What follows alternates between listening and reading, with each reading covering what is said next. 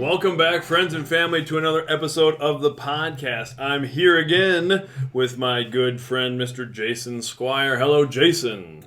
Hello, Luke. Hopefully everybody's not sick of me yet. No, this is good. It's great having you on. And we're doing kind of just another one-off episode. This is kind of our New Year's episode, year-end wrap-up.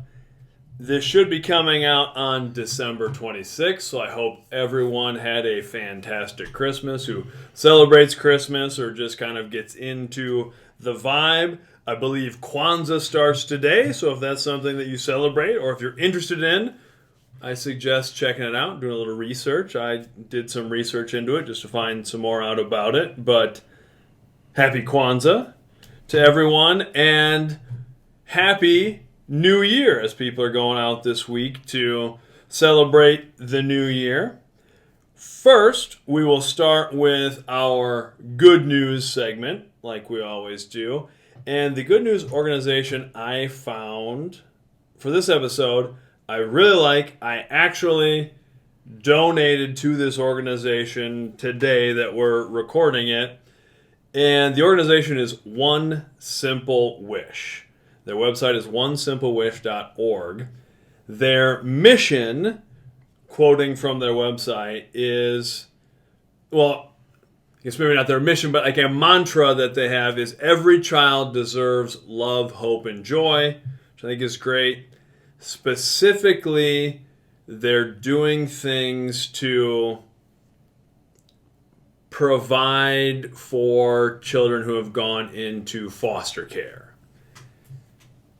And we know as educators, children going to foster care, sometimes those are good situations, sometimes negative situations. A lot of the family dynamics that are putting them into foster care in the first place are very challenging. And there are about 500,000 or over 500,000 children who at least spend some time in foster care in a given year. About 100,000 or more waiting to be adopted, and over 22,000 children who go into foster care, spend some time in foster care, age out without a stable, permanent situation. That's all pretty tragic. I think both of us as educators see some of those things and see those things sometimes with our students where really feel like you're not able to do enough, those sorts of things. So during the holiday season, but really all year round, One Simple Wish takes donations, and you can, it's sort of like the Miracle Tree or some of those things you might have in your local community where you'd take like a tag and it would have a kid's name and maybe what they would like for Christmas, interest, that sort of thing. You can buy presents for that kid. Well, this puts it on an online platform specifically with kids who are in foster care. You can pick a specific thing where it'll maybe say a child's name and it'll give you a specific dollar amount to like, this kid's into this, we're trying to get them this. You can pay for the whole thing, or you can make a donation to pay for part of it. They also have other options where it'll be sort of anonymous. It'll be like donate $5, donate $10, donate $50 to whatever, and they take that money and parcel it out to any of the wishes that are time sensitive or that have maybe been on there for a little while, so they can try to get those covered. Cool. So that's actually what I did. I did kind of the general donation to make sure that's going to some of those time sensitive things, especially this time of year. But I think just a pretty cool organization.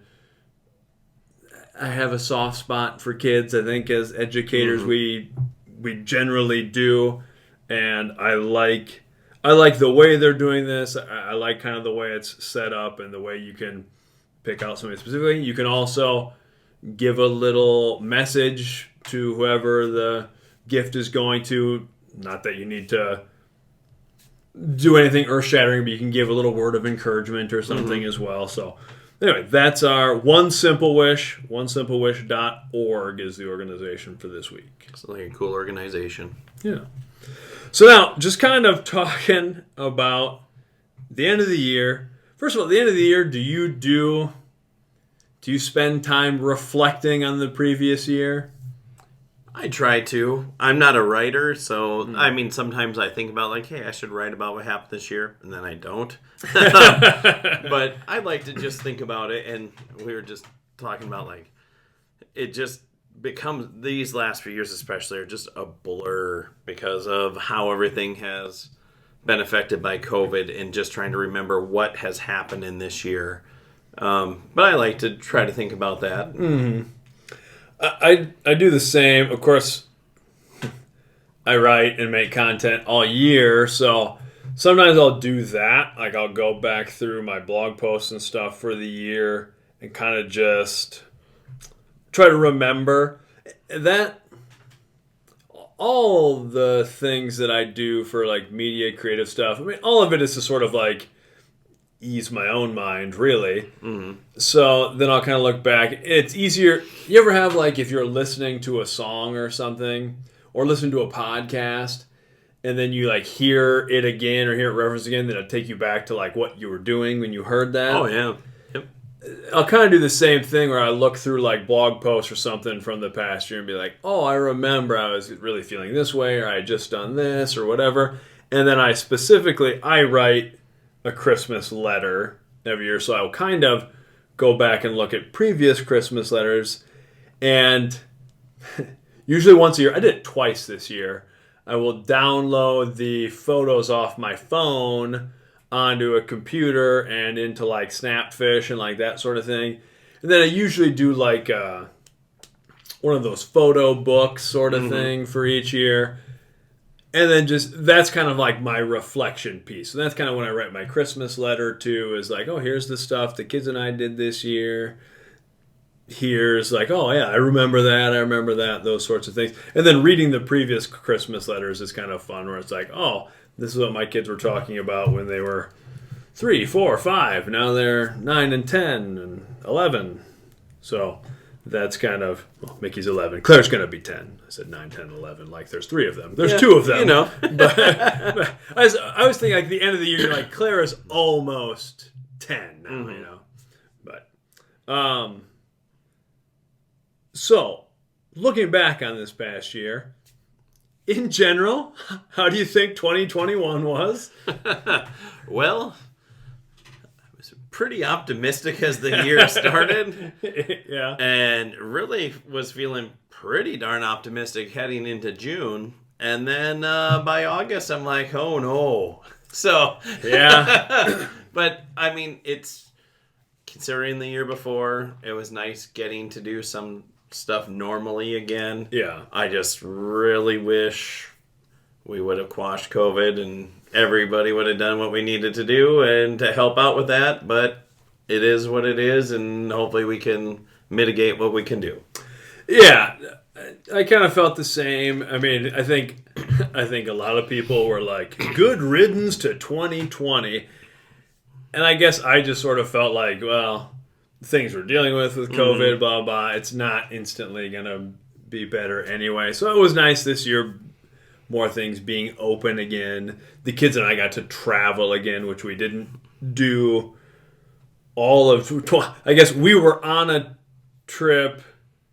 Everything blends together now. On a trip at the beginning of 2020, and then stuff must have shut down like March of 2020. Is that when we closed school and all that stuff? It was the week after state girls basketball. So it was right. like March 13th. Right. I want to say we were in school with no kids going, oh no, what is going on right now? Right. Yes. Okay, yeah. So outside of we were actually on a trip ringing in the new year of 2020, then the kids and I didn't really do any traveling, which we're accustomed to doing. So it was nice this year to get back to some of that.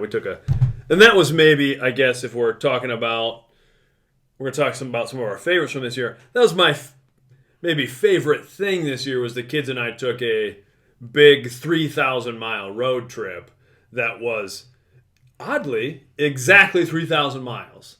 I hit the trip leaving, pulling onto Highway 218, And then as we got back into town, it turned over to 3,000 miles. That's crazy. It was especially crazy because as we were kind of in the middle of the trip, my son, Mickey, was like, Dad, how far do you think we'll drive the whole trip? I'm like, I think about 3,000 miles, just depending like where we were driving and figuring and driving around and stuff too. And it was exactly 3,000 miles. So could not have planned that and made it work.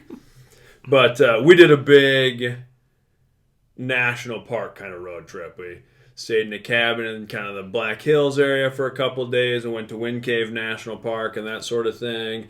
Then we continued on and went to Big Sky, Montana. We stayed there and then spent a few days going into Yellowstone National Park, and that's incredible. Then we went from there up to Teddy Roosevelt National Park in North Dakota. Just kind of did a stop and go through there. It's a smaller national park. Stayed in North Dakota for 2 days, I think, as we were kind of traveling across state, and then came back and went through the Twin Cities and stopped at the Back to the 50s car show, which is this gigantic car show that my dad and I have gone to since I was little. This was the first time taking my kids, and it was actually cool that they were into it and enjoyed it, because you're talking 12,000, 13,000 cars. It's this giant car show. You reference that, and I instantly think of that picture you showed me of your dad, like with the thumbs up car. We made my dad take a picture in front of a car one time, and he is not interested in being in pictures. But I just always see that in my head when you reference that. One time we were at Back to the 50s. We've probably gone to it for pushing 30 years at this point. Not quite. But one year, my cousin Dan, when we were young, we wound up in a car magazine, like a national car magazine, just in the crowd that was nice. They were at Back to the 50s. But Back to the 50s draws people from car shows and like car television shows and stuff like that, and it's a big national event. So one time, this was back in the era where you would get magazines and look through them. We were looking through a car magazine, and we were in it, just walking in the crowd. Pretty cool. Nice. Yeah. But other than that, any other like favorites that you have for this year that like your family did or that you actually got to do as things opened up a little bit? In the spring, we went up to a Timberwolves game when they first started letting fans back in, which was kind of fun. Nice. And that was back with masking and people spread out and things. And it was cool to like get to be there, but never again in my life will I ever experience an NBA atmosphere that way. Because even if you're not an NBA fan, NBA games are really fun to go to. Yeah. Minnesota Timberwolves, I'm giving you a shout out because you do a nice job when we go there. So it was kind of a more subdued, but it was cool because you could hear more of the basketball sounds during the game, like the shoes squeaking and everything. So it sounded like you're in a high school gym. It really was. I mean, that was neat to experience that. We just did a little trip around Iowa. We decided to wait one more year before we plan to go to Disney, which has been on hold for a few years. That's the trip, man. That's the family trip. So we did just a little trip around Iowa, which was fun. And then Gavin's birthday present over a year late, we went to Jim Gaffigan. So that was kind of fun getting to go to some of those things we had missed out on. And even little things like going to movies again and getting to experience some of those things has been fun with the kids because it just felt weird. Like even, it sounds strange, but like going to the pool again, which... It's not, I sit there and watch the kids and everything, but it was the summer before we didn't do that. So it was kind of nice for them to kind of be back into a semi-normal routine anyway. Yeah, I agree. It's kind of funny. Not that things are back to the way they were pre-pandemic, but it was, and this is one of those things where we realize we're a little spoiled anyway. We get to do social things and go to events and stuff like that. But it was nice. Yeah, the kids and I recently went to see a comedian again and just go and do stuff like that for a little while wasn't really something that was happening. So that's nice. I'm looking forward to going back to concerts again. It is usually my go-to, and I kind of forgot how frequently I went to concerts. I mean, it was usually... at least every couple of months I would go see some sort of show, and then haven't been as many. And not as many around here still yet. Now it's getting more, but you still had kind of a stretch where when people were starting shows, they weren't coming to Iowa necessarily. Yes. But so yeah, I'm looking forward to hitting up some more shows and things like that as well. Do you have any New Year's traditions? I don't take you for a go out to a New Year's party every year sort of person. You are correct. I usually, again, with basketball stuff, this is New Year's, you're back into the basketball swing, and usually we have practice New Year's Eve. Didn't usually have it New Year's Day, so I usually stuck close to home because I'm tired all the time, but usually we try to have people over at different times. Again, that feels like a gazillion years ago, but I think the last time we did that is, I think you were over, and we had some other people and played Cards Against Humanity, I think, was, which feels like 18 years ago, but that was just a few years ago. 30 years ago. But I'm pretty low-key with New Year's stuff, especially, like, again, with the kids at the age they are. I'd rather stay at home and let them try to stay awake and just do it that way. But how about you? Yeah, I've never, even when I was young,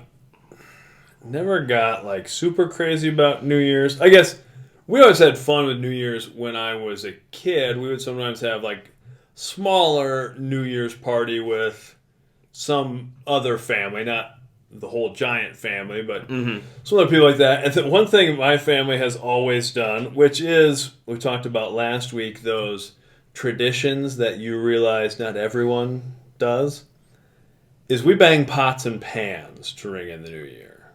Nice. So, as it turns to midnight, we would always do this when I was a kid. We would go outside and bang pots and pans together and make a big ruckus. I honestly don't... I should have done some research for this. I honestly don't know from where that tradition hails. I don't know how that got started. I don't know if that is a traditional thing that we kept or if it's just my family does it. But yes, banging pots and pans together to make a big noise. So I have my kids do that, and when they were real young, I would say they were not fans because I would either make them stay up or let them fall asleep on the couch and then wake them up. Usually it would be that. They'd be asleep, then I would wake them up and be like, hey, it's almost New Year's. Let's get up so you can bang pots and pans. And they're like, we just want to sleep. And I'm like, for whatever reason, I was like, this is important. Get up and smash these pans together. Right. Then go back to sleep. Then immediately go back to sleep because that'll make it easy. But I guess that was kind of always our tradition as kids. Then as I got older, as I was like in college and in my 20s, I still never was like, would go crazy with New Year's. I mean, I guess I don't know, remember like hanging out, doing stuff with people, but nothing nuts. Sometimes people like go to big New Year's Eve parties. Yeah. Never really been my thing either. Yeah. But I think my favorite was the New Year's going into the year 2000 is Rachel, my friend Joe, and I hung out together and then kind of cruised around town because the hype, that year was the year 2000 was going to wreck all the computers, and then, 2K, then baby. chaos was going to hit. So we just cruised around St. Ansgar and hung out and just waited for the people to freak out, and nobody did because everything worked right. So I just remember we were more intrigued by how nothing was going to happen, but just to see if anybody was just panicking. I do remember that New Year's as well, and that seems to me we spent a number of New Year's Eves at like my Uncle Donnie's, and that would be kind of where we gather a couple families sort of thing. Then right across the street was some other family of ours, my Aunt Becky, and I'm pretty sure for like the ringing in the year 2000, we were there, and I kind of remember being out and banging the pots and pans and that sort of thing. But if you're not old enough to remember that, it was kind of a thing of people immediately around me weren't like afraid of Y2K, but it was sort of this like, I wonder if anything is going to happen. And nothing did, but from what they seem to have fixed that in Office Space. Remember that? They're talking about that in Office Space, that they're updating software for the year 2000 Switch. So That's true. I was pretty calm about that because I'm like, they already talked about this in Office Space. This is going to be fine. I just remember my friend's mom worked at a bank, so they had to hang out at the bank Did they really? To make sure that everything rolled over right. So That would be bonkers. Yep. How about New Year's resolutions? Are you a New Year's resolution person? I'm a realistic New Year's resolution guy. Like, my goal is always to lose a little weight or do more exercise and stuff. And obviously, I try to do that, but it's not like I don't do the go hard for 2 weeks and then like totally quit. But it's just in general, just there more to keep in mind. But I don't know. I guess just the general try to be a good person or a better person, and but I don't usually like write them down and like make sure I'm 100% sticking to them. But Right. I guess my thought is always like the goal through the year is to do those things, not just have to reset it there. But Yeah. how about you? Yeah.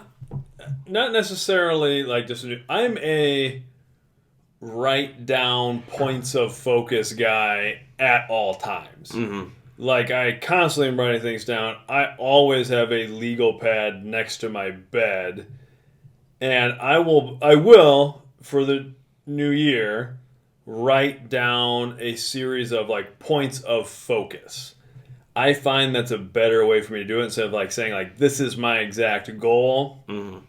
I will say, I'm going to work on this. Whether it's a media project, so whether it's, like, when I wrote a book or doing this, like, I'm going to work on this, and then I will break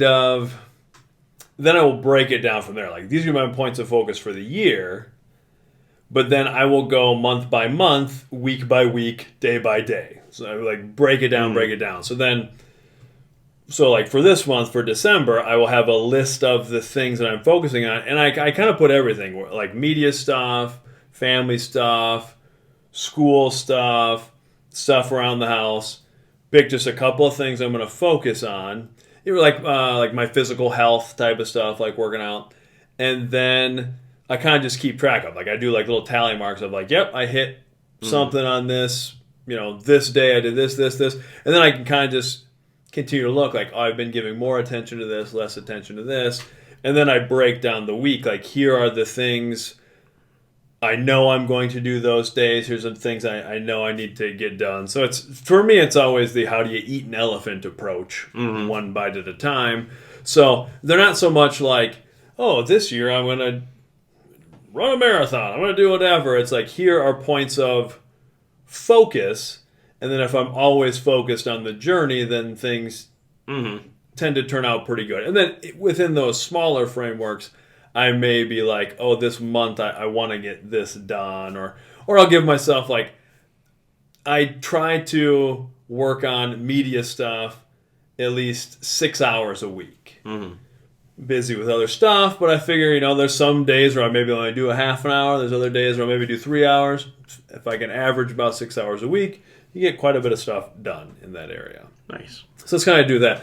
Now, on the New Year's resolutions thing, are you familiar with Woody Guthrie's 1943 list of New Year's rulings? I've heard of it. I wouldn't say I'm up to snuff on that, but...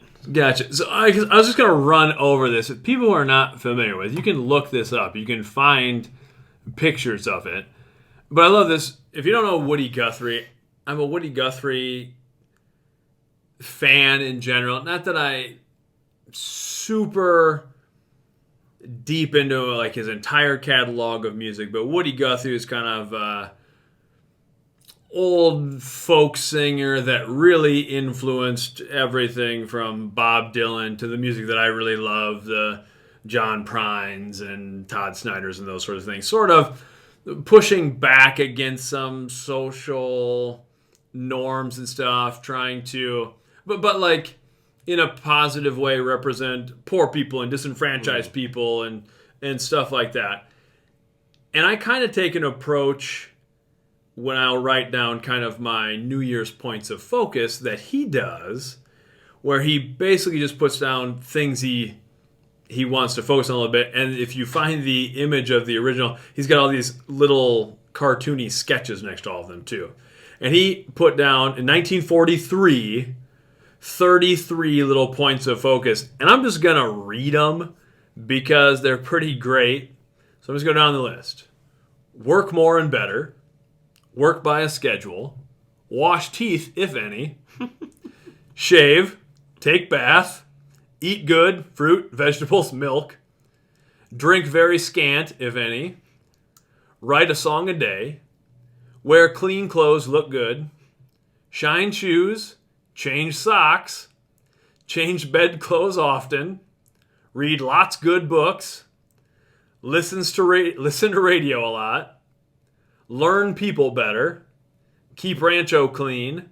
Don't get lonesome. Stay glad. Keep hoping machine running. Dream good. Bank all extra money. Save dough. Have company, but don't waste time. Send Mary and kids money. Play and sing good. Dance better. Help win war. Beat fascism. Love mama. Love papa. Love Pete. Love everybody. Make up your mind. Wake up and fight. Those are his 33 New Year's rulings. Any thoughts? It's fun, like, to listen to the radio one is awesome because, like, at that time, that would have been a big thing. Like, oh, yeah. I like the fight fascism one. Yeah, I think it's 1943. Kind of everybody is, we're trying to end World War II. Yep. I just like to wake up and fight. I like that one. That's one. So, again, being, I guess, I like Woody Guthrie's music, but being maybe more of a fan of his message in general of fighting against oppression and standing up for the disenfranchised. I kind of combined two of his as a little mantra, the love everybody and wake up and fight. Like, I think that's just, it's a great way to approach life. Love everybody, but wake up and fight. Wake up and get things done. Yep. So my typical sign-off for this podcast is love yourself, love everybody, love the fight. Kind of a tip of the hat to that. Mm-hmm. And I kind of have adopted it to love the fight. For me, is like, it's all a struggle. Life is a struggle, but if you kind of put yourself in it, you can learn to enjoy it. You can learn to love it, to appreciate it.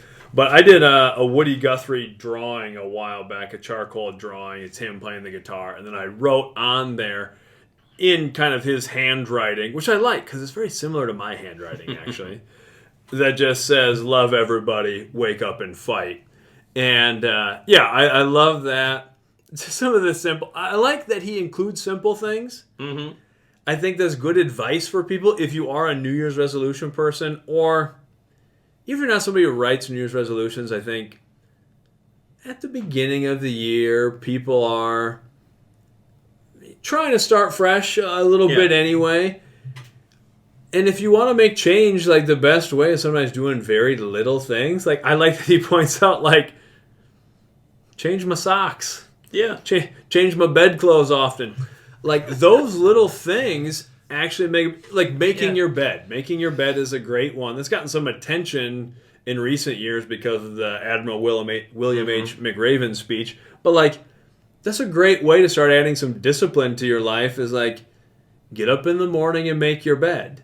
And actually, I would put that down, because then at the end of the day, even if everything else goes wrong, like, you can knock that off as a win. You can put a little tally mark and, like, I did that today. I changed my socks today. I took a shower today. And for people who are, like, struggling with depression and anxiety and stuff like that, that can sometimes be a difficult thing to do. So I like that those are on there. I also like that he put wash teeth, if any, like if he still has some teeth. Yeah. Keep them clean, that sort of thing. But, I'm trying to think. Learn people better. That was another one he had on there that I like. It's a good way to say that. Learn people better. But those are kind of the Woody Guthrie New Year's rulings. Now, just other media stuff for this year. Do you have any other favorites for this year? Like favorite movies, TV show, music, that sort of thing? Yeah. I'll start with music. 2 albums. The Foo Fighters had a new one, Medicine at Midnight, which I liked. Right, yeah. But truthfully, if I had to go with my favorite album of the year, it was OK Human by Weezer. Oh, yeah. They did it was without guitars.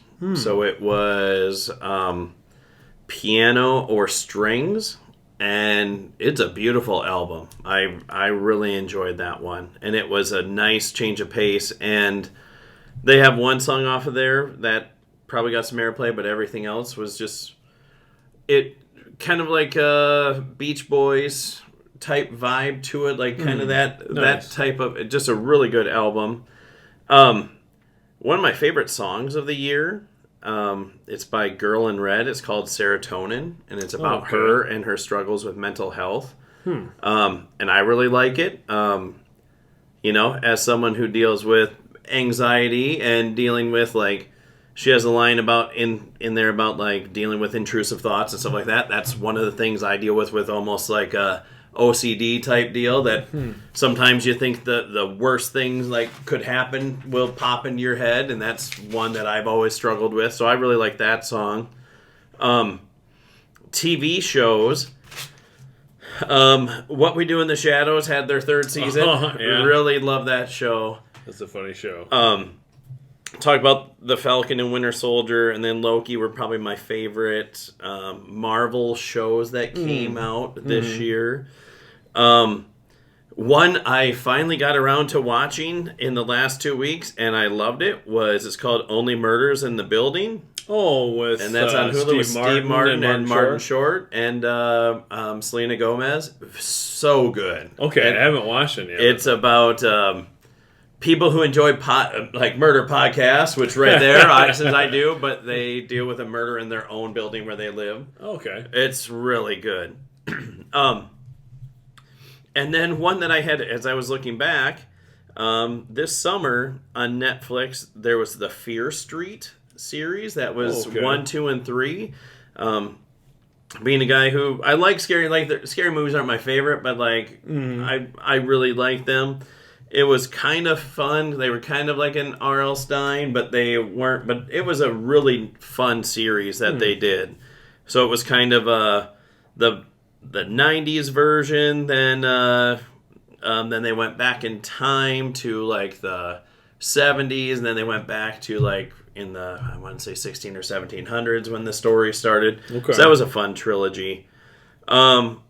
Movie-wise, there are lots of different movies I've enjoyed. I went to the Spider-Man movie, which, spoiler, it's about Spider-Man. Oh. I know, sorry everybody. Wrecked it. That was really good. I enjoyed that. The new Ghostbusters movie, I went in expecting what it was, and that was good. Trying to think of some of the others that I watched. But in general, it was kind of fun having those that came out on demand. So on the services, you could watch some of those when they came out, and then some of them, like the Spider-Man Ghostbusters, you had to go to in the theater. But that was kind of fun watching. So. Yeah. So it won't get super deep in this either. For those who listen to, usually my brothers and I podcast together and do kind of a deep dive year-end wrap-up. But just thinking of some things here. As far as movies, some of my favorite movies that I watched this year are movies that were actually made like a year or two ago, but I really enjoyed. Things like Parasite that I had not watched. That, of course, awesome movie. That was so good. Oscar winner of 2019. The Alpinist is a documentary I just watched last night, as recommended by Mr. Brian Berkadal, friend and colleague of ours. Documentary came out in 2020. Fantastic. About Marc-Andre Leclerc, who was a Canadian alpinist. Now, an alpinist is a mountain climber, rock climber, but they will do kind of more like snow and ice and mixed surface sort of climbing and stuff as well. And he's kind of a solo alpinist, and that was really, really cool. The kind of my movies of the year that came out this year, Dune, I think, is fantastic. Judas and the Black Messiah, I thought was great. Maybe my favorite. I haven't even totally finished it. I was actually watching it as you came over today. Summer of Soul. I'm through most of it, but I'm not done. The documentary that Questlove did about the Harlem Festival in 1969 is fantastic. That might be my movie of the year, Summer of Soul. TV shows, there's a lot that I really enjoyed. The Bad Batch, that was kind of the Star Wars animated series this year. Loki, What If, WandaVision, Falcon and the Winter Soldier. Those were all fun. All of the Marvel shows. My favorite show maybe this year is Invincible on Amazon Prime. It's another superhero show, a little more adult, but great. Then Sweet Tooth on Netflix I thought was pretty magical as well. As far as, I don't really have like an album this year that I was, like last year, Run the Jewels 4, that was amazing to me. I kind of put down some music that, like Aesop Rock put out some new stuff this year I was really into. Common put out some new stuff I was really into. Brandy Carlisle. I was also kind of really digging the stuff that John Batiste was putting out this year. William Prince is a Canadian musician who I kind of just discovered this year. He's been around for a while. Really digging his stuff. I didn't have a specific like album where I was like, oh yeah, this whole thing kind of blew me away in that way. But then podcasts. I was listening to podcasts. Parks and Recollection, the podcast that breaks down Parks and Rec. I'm a few episodes in. It's been very good. I dig that one. What Had Happened that was one of my favorite podcasts of the year. Open Mike Eagle does, and then each season is just a deep dive with like one hip hop artist. Okay. So this last season, maybe they've even started another one, but during the summer he was doing a season with LP from Def Jux and Run the Jewels and all this stuff. So that I really dug, and then I'll talk more on some of like podcasts with my brothers and stuff too, but some of the other podcast people I've gotten to talk to this year, like my friend Mike Joseph from Detoxicity, our friends at Educalm, those sorts of things. That has been enjoyable, kind of getting to know them, listen to their podcast as well. But yeah, those are kind of my media favorite things for 2021. Now, this episode brought to you by Electricity. All of Electricity is our sponsor this week. It's a pretty good pull as far as sponsors go to get all of Electricity as a sponsor. So, Electricity, it's pretty neat. And what got me thinking about this is we had a power outage the other day. So, and pretty minor here. There were some areas close to us that had like tornadoes, really had some damage, houses destroyed. We were pretty lucky in town here, but we did lose power. We had some storms go through, weird December weather. I guess it would be a couple weeks prior to when this episode comes out, but we had a day that all of a sudden was like 65 degrees in the middle of December. Yep. And thunderstorms, wind, crazy winds came rolling in. We lost power here in town here it was like 18 hours or something. Not terrible. Other places out power longer, so definitely our thoughts go out to anybody else who's dealing with a lot bigger issues than we are. But just in sort of a simple way, it was sort of like, wow, we have so much that is connected to electricity now. Yep. And that we take for granted yep. Yeah, that is just sort of like all the time. Refrigerator, computer, TV, like what? I mean, just flipping the lights on. Mm-hmm. And how many times you hit the light switch just because out of habit. Yeah, no doubt. And a big thank you to everybody who works in that career field, because we know, one, like, legitimately you could be risking your life, especially in high winds like what we were dealing with. Yeah. And wanting you to be safe for the first part, but for you working throughout the night trying to get power back for everybody. And people, we know in the world that unfortunately people aren't satisfied with things like that, but I know I was very grateful for all the work that, have friends who work in that field and the things that they were doing to try to restore power to our town. So a big thank you to everybody who worked hard to get that back. Yes, absolutely. I second that. It's like in the worst conditions, they're having to go out and work nonstop. And so, yes, that is appreciated. So, thinking about electricity, it's kind of crazy to think about how recent a thing that is. To have electrically powered stuff in general and have electricity run to your home. So do a little research.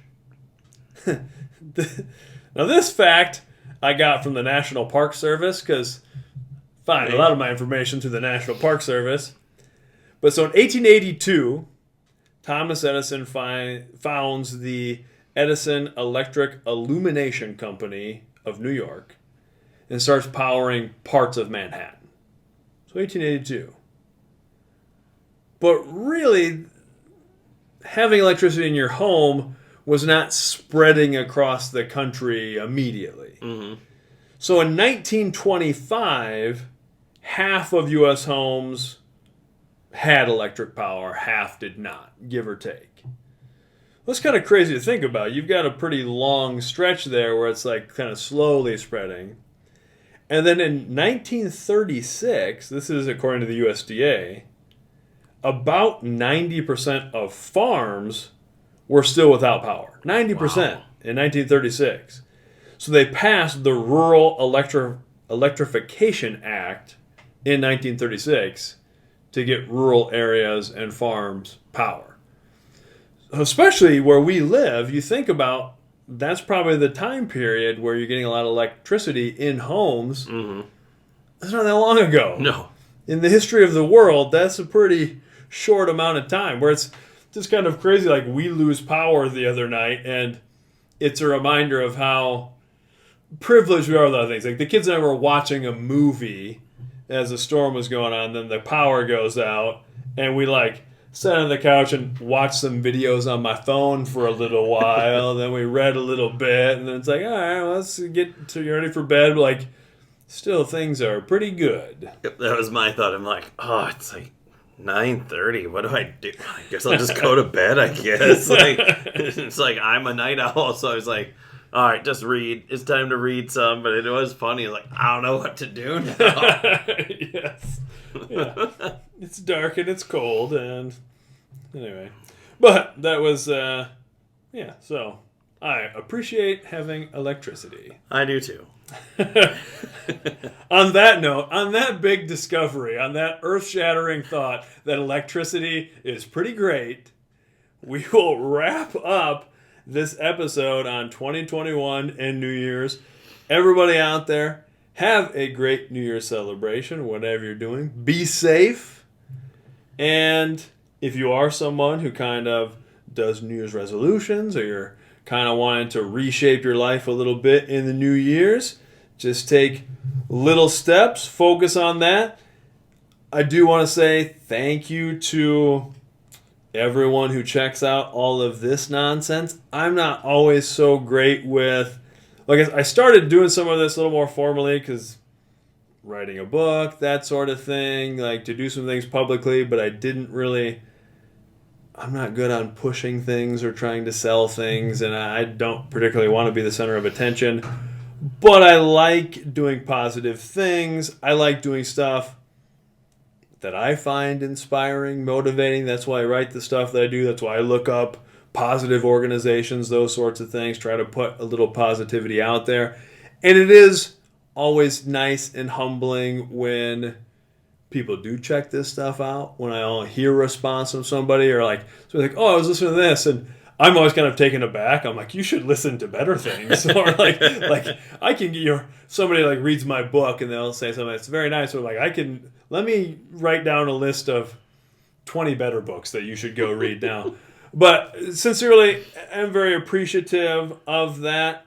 it has been a year of this stuff kind of growing, being a little more active on social media and doing some of this, and more people listening and watching stuff and making some connections with some really cool people, which hope to be doing a little more of this next year, especially as hopefully things continue to open up a little bit, do some more connecting with other people and get out and about. So thank you to everyone there. As always, you can connect with me, us. You can get a hold of Jason through this too, through the LukeNielsen.com, Luke Nielsen Media at Gmail, Luke Nielsen Media on all the socials, all that sort of stuff.